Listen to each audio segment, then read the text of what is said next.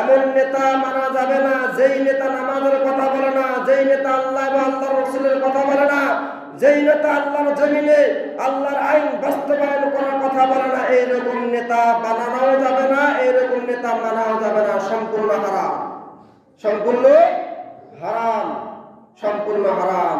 قالوا ربنا إنا أطعنا سادتنا وكبراءنا فأضلونا السبيل।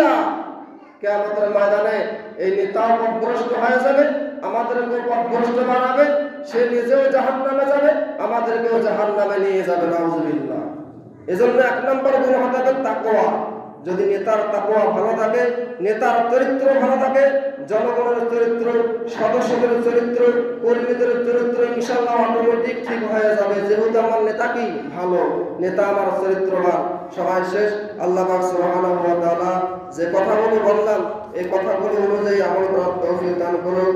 ওয়া আখিরু দাওয়ানা আলহামদুলিল্লাহি রাব্বিল আলামিন।